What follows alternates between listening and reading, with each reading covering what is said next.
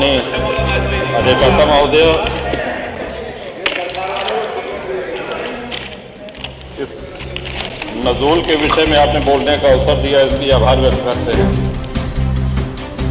ये विषय इतना सरल भी नहीं है जैसे जितना माननीय संसदीय कार्य मंत्री जी ने कहा। ये विधेयक छोटा हो सकता है, लेकिन इसके परिणाम, इसके दुष्परिणाम बहुत गंभीर होंगे और इतने दिनों के विधानसभा के कार्यकाल में जब भी विधेयक आते हैं तो सत्ता पक्ष एक मत होता है और विपक्ष उसके विरोध में होता है। मैं सिद्धार्थनाथ जी और हर्ष जी को भी आभार व्यक्त, इन्होंने सही तस्वीर रखी है। ये अपनी पार्टी के हित के विषय में सोच रहे हैं। पहली बात जो एक ये कहा गया कि साहब ये स्वतंत्रता सेनानियों की भूमि है, एकाध अपवाद हो सकता है। जो स्वतंत्रता सेनानी थे, जिन्होंने अपने प्राणों को आहूत किया, बलिदान दिया, वो इतने बड़े लैंडलॉर्ड, इतने बड़े पूंजीपति नहीं थे कि महानगरों में उनकी बड़ी बड़ी जमीनें हों। और ये प्रकरण सिर्फ प्रयाग अकेले तक ही सीमित नहीं है। इसमें काशी है, इसमें अयोध्या है, इसमें मेरठ है, इसमें गाजीपुर है, गोंडा है, कहाँ नहीं है, कानपुर है, सीतापुर है। अब देखिए, सभी माननीय सदस्य खुद कर रहे हैं। माननीय महोदय, पहले तो बोनाफाइड एक शब्द जो इसमें कहा गया कि जिसने लीज की किसी भी शर्त का उल्लंघन न किया हो, उनको छांट करके ये उनको चॉइस दी गई कि आप चाहें तो ये किस्त जमा करके और अपना फ्री होल्ड करा लीजिए। ये लगभग, अगर हमको स्मरण आ रहा है तो 2002-2003 से ये होना शुरू हुआ। लोगों ने अपनी किस्त जमा कर दी, एक किस्त दी, 2 किस्त दी, 3 किस्त। अब उसके बाद सरकार ने कहा कि हम अब आपकी किस्त नहीं लेंगे। देखिए, सरकारें कंटिन्यूटी में, जैसा सिद्धार्थनाथ जी ने कहा, जो निर्णय हो गया है, सरकारें आएंगी जाएंगी, बदलेंगी। आप किसी से किस्त पे कोई सामान लेते हैं तो किस्त, वो सामान आपका हो गया, वो संपत्ति आपकी हो गई। अब आप ये नहीं कह सकते कि नहीं, वो जो 15 साल पहले या 20 साल पहले या 25 साल पहले जो तुमने किस्त दी थी, ये पकड़ो अपनी किस्त और भूल जाओ इसको। और हम बहुत से ऐसे माननीय विधायक हैं जो शहरी क्षेत्र से हैं, लेकिन शहरी क्षेत्र से होते हुए भी ग्रामीण परिवेश का उनको पूरा ध्यान है। अधिकांश विधायक ग्रामीण परिवेश से आते हैं।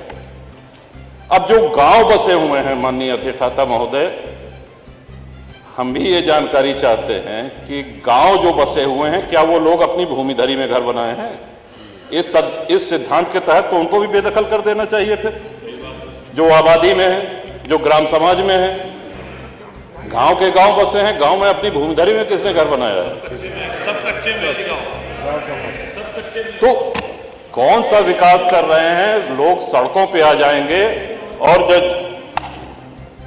उस समय अंग्रेजों के बंगले, अगर प्रयाग की ही बात की जाए, तो सिविल लाइंस में भारतीयों को घर लेना निषिद्ध था, मना था। वहां सिर्फ अंग्रेज रह सकते थे। अपनी सेवा के लिए उन्होंने गाड़ीवान, कोचवान, बग्घी चलाने वाले, धोबी, माली, खानसामा, इन लोगों को वहां पे स्थापित किया, जो पुष्ट दर पुष्ट वहां पे चले आ रहे हैं। सागर पेशा एक बहुत बड़ा आंदोलन है प्रयागराज का।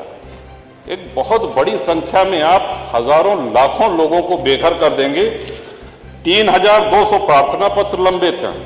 2300 लोग ऐसे हैं जिन्होंने अपनी किस्त जमा कर दी है। और हमारी जानकारी तो ये भी है कि हाईकोर्ट इलाहाबाद भी नजूल की भूमि पे है।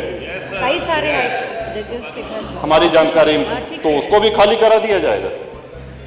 Public service commission, public service का कितनी ये गंभीर, कौन सा विकास इसमें करेंगे? लाखों लोग बेघर हो जाएंगे। और मैं नहीं समझ पा रहा हूं कि किस मजबूरी में, किसके कहने पर, किन अधिकारियों की फीडिंग पर ये ले आया गया है। ये कहीं से भी न जनहित में है, न विपक्ष के हित में है, न सत्ता पक्ष के हित में है। ये किसी के हित में नहीं। आप सारे विधायकों की आप पीड़ा, उनका जो मर्म है, उसको समझने का प्रयास करें।